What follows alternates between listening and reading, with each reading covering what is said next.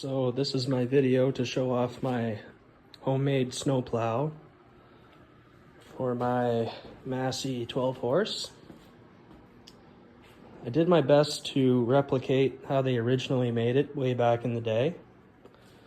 First off, there's this bracket here that bolts onto the front bumper, and this post right here sits inside of here, and basically that stops it from twisting around, and it stops it from getting flung out to one side or the other. Basically, it just holds everything nice and square in front of the tractor. There's also this spring here that hooks onto the top right here, and that just gives a little assistance for lifting up the whole thing. So there's this post here. This is meant to run underneath the whole length of the tractor. In the middle here, there's this clip where the same mechanism that is normally used for lifting the mower deck can be tied onto here, and that's how you lift and lower the blade.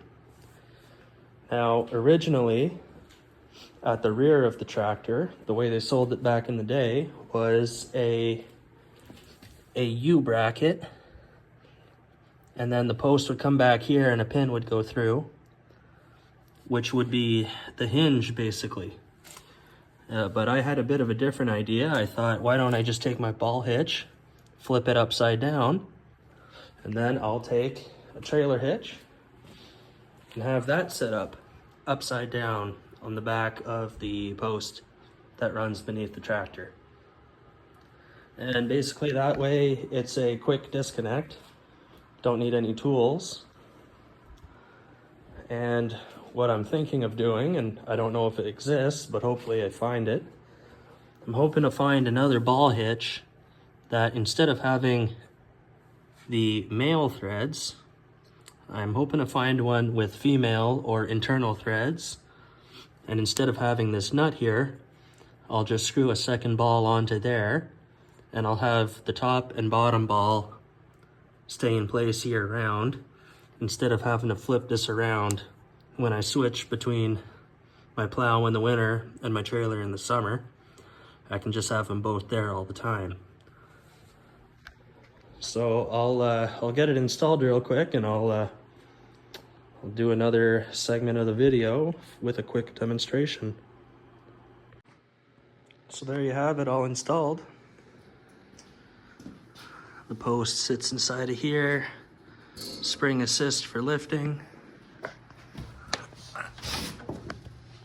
The clip here goes onto the mower deck lifting arm here. And at the back, the upside down ball hitch. And it really doesn't take too much force. It all works pretty good.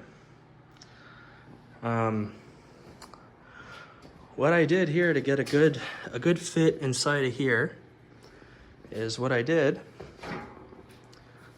Originally, I made this angle iron and these two angle irons here. I made them a little wide apart. There was some open space, and when I did a test fit, I realized that this would really swing, like rotate and twist, like way too much. Like sometimes one of the corners would touch the ground. So what I did is I went back to the welder, and I don't know if there's a good way to get a view of this, but I put some beads of weld at the top and the bottom, and I did that on both sides. And I kind of guesstimated what I would need to get this nice and snug. And if it was too snug, all I had to do was take my grinder and shave down those beads of weld a little bit. And that's a good way to fine-tune the fitment and get it nice and snug without being too tight. And all you got to do is grind away some little beads of weld. You don't have to grind away the thickness on the entire plate, just those 4 little corners. You got to shave down on the weld. What I did is I went out and bought a kit for an ATV to make this as easy as possible for me. I just got a pre-made kit. I cut off the ATV brackets short and I welded on a big, nice thick plate of steel here, which gave me a good base to build off of. I went and I put some pretty thick beads of weld down here because I think this thing's gonna take a beating when I'm ramming into snowbanks and stuff. So I think I welded that on thick enough there that it should stand up to a bit of a beating. And yeah, there's not much else that goes into it. It kind of replicates the original version that Massey sold way back in the day. The original one had adjustments or controls that you could control from your seat.